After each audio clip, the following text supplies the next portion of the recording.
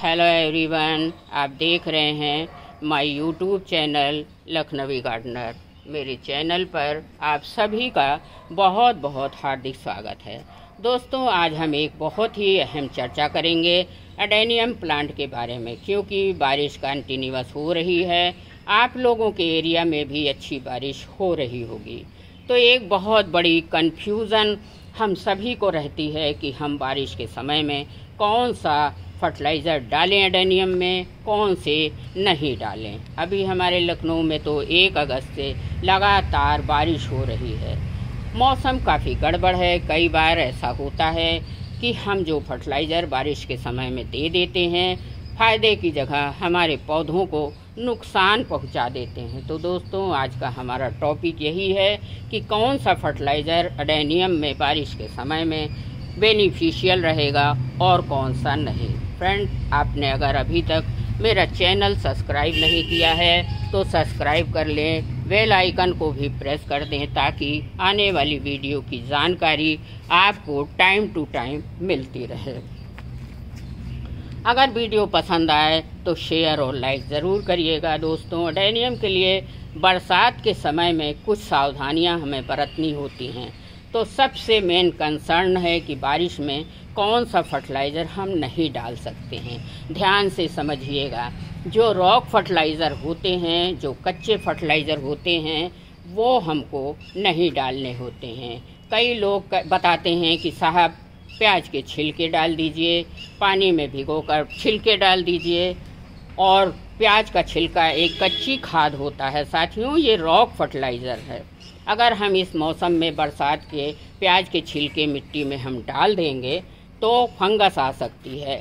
हम अगर harmful fungus develop हो गया जड़ों में, मिट्टी में, तो पौधे में रूट रॉट पक्का हो जाएगा।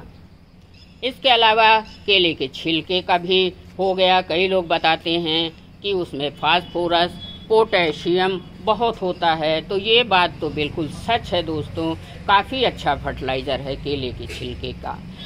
परंतु इस समय बारिश के सीज़न में जब रोज़ रोज़ बारिश आ रही है तो हमें उसका यूज़ नहीं करना चाहिए, नहीं तो फंगस लग सकता है। अब तीसरी खाद जो है अपन बात करेंगे कि वो है डी ऑयल केक। जितने भी डी ऑयल केक्स होते हैं जिसमें से बीज में से तेल निकाल लिया जाता है, उसको जो वेस्ट मटेरियल बचता है उसी को, वेस्ट मटेरियल को ही सरल भाषा में हम लोग खली कहते हैं। फॉर एग्ज़ाम्पल, हम सरसों की खली का इस्तेमाल करते हैं, फिर नीम की खली का इस्तेमाल भी करते हैं। बारिश के समय में ये फ़ायदे की जगह नुकसान कर सकती है। आप कई बार देख सकते हैं कि मिट्टी में सफ़ेद रंग के फंगस लग जाती हैं। मैंने आज से 15-20 दिन पहले एक बार बागुनबेलिया प्लांट में वो डाल दिया था, नीम की खली, सरसों की खली, तो इसमें सफ़ेद सफ़ेद फंगस लग गया था। तो दोस्तों, जितनी भी खली हैं डी ऑयल केक की, वो बारिश के समय में आप बिल्कुल भी यूज़ ना करें। मेरे कहने का मतलब है कि जो रॉक फर्टिलाइज़र हैं प्रॉपरली डिकम्पोस्ट ना हो, उसे ना डालें। वो प्लांट में रूट पॉज कर सकता है, रॉटिंग कर सकता है। कोई भी कच्चे खाद को आपको यूज़ नहीं करना है। मतलब सीजन के अंदर बारिश के, जब बारिश हो रही हो तो यूरिया बिल्कुल भी यूज़ नहीं करना है, क्योंकि बारिश के पानी में ऑलरेडी बहुत सारा नाइट्रोजन रहता ही रहता है। आप भी देख पा रहे होंगे बारिश के समय में पत्ते कितने लश ग्रीन और कितने चमकदार हैं। पत्तों का साइज भी काफ़ी बड़ा हो चुका है। कारण ये है कि बहुत ज़्यादा मात्रा में ये नाइट्रोजन पा रहे हैं। पत्ते नाइट्रोजन को बारिश के समय में ले लेते हैं। हमारी मीडिया में भी, सॉइल मीडिया में भी नाइट्रोजन काफ़ी पहुंच जाता है बारिश के पानी से, तो काफ़ी फास्ट ग्रोथ करता है पौधा। अपने को ये ध्यान रखना है कि बारिश में अपने एडेनियम पर हाई नाइट्रोजन वाला फर्टिलाइज़र कोई भी नहीं देना है, बिल्कुल भी नहीं देना है। ना तो डी ऑयल केक का इस्तेमाल करना है और ना ही नाइट्रोजन का फर्टिलाइज़र देना है। तो अब सवाल ये उठता है कि हम कौन सा फर्टिलाइज़र डालें जिससे ज़्यादा फूल हमारे पौधे में आ सकें। तो इनके लिए कौन सा फर्टिलाइज़र बेनिफिशियल होगा, तो आप कौन सा फर्टिलाइज़र दे सकते हैं जिससे इस तरह से कलियां और फूल आ सकें। तो अब आप इस टाइम पर बोन मील का यूज़ कर सकते हैं, जो कि फास्फोरस और कैल्शियम रिच फर्टिलाइज़र होता है। ये आपके कॉडेक्स के साइज को भी बढ़ाएगा, रूट्स को, ह्यूमिडिटी पावर को भी मजबूत करेगा, और क्योंकि इसमें फास्फोरस कैल्शियम अच्छी मात्रा में होता है तो ये पूर्ण रूप से आपके एडेनियम प्लांट को विकसित भी करेगा। इसके अलावा आप डीएपी का भी यूज़ कर सकते हैं गमले के साइज के हिसाब से। साथियों, छोटे पॉट हैं तो 2-3 दाना ही सफिशिएंट है। ध्यान रहे जिन पौधों में फ्लावरिंग आ रही है उसमें आपको डीएपी नहीं डालना है, जिन पौधों में फूल नहीं आ रहे हैं उसी में डालना है। और अगर बड़े साइज़ के गमले हैं दोस्तों, साथियों, इस तरह से बड़ा पौधा है, बड़ा गमला है, तो आप 6-7 दाना डाल सकते हैं, काफ़ी बेनिफिशियल रहेगा।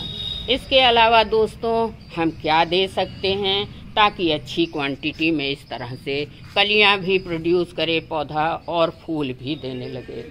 तो अब हम लोग 05234 का स्प्रे कर सकते हैं। NPK 05234, उसमें क्या होता है साथियों, 52% रेशियो तो फॉस्फोरस का होता है और 34% पोटाश की मात्रा रहती है। बस इस एक चीज़ से पौधे को फास्फोरस और पोटेशियम की उपलब्धता हो जाएगी। नाइट्रोजन तो आप सभी को पता है कि बारिश के पानी से बहुत सारा नाइट्रोजन ये पौधे पा जाते हैं। तो अब 05234 है, उसका स्प्रे आप कर सकते हो।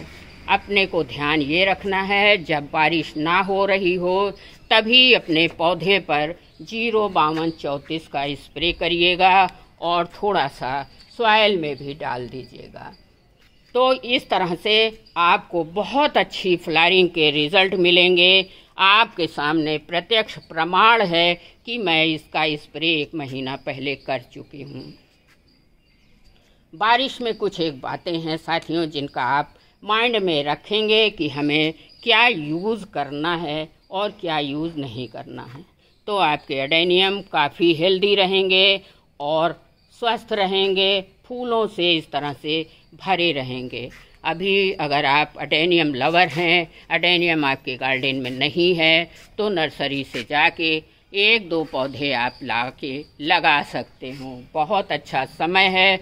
बस आप ध्यान रखिएगा कि पौधे को लगाने के बाद 2-4 दिन आपको शेडी एरिया में ही रखना है।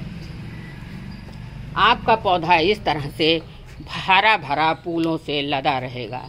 एक्सेस नाइट्रोजन वाला फर्टिलाइज़र दोस्तों कई बार बारिश के समय में हमारे एडेनियम फ्लावर प्लांट को फ़ायदे की जगह नुकसान पहुंचा देता है। होता ये है कि रूट रॉट हो जाता है पौधे में ज़्यादा नाइट्रोजन की वजह से। तो बारिश के समय में साथियों कुछ एक बातों का आपको ध्यान ज़रूर रखना है, तभी आप अपने पौधों पर इतनी अच्छी फ्लावरिंग, इतनी भारी भारी कलियां पा सकते हैं। तो दोस्तों आज के वीडियो में बस इतना ही।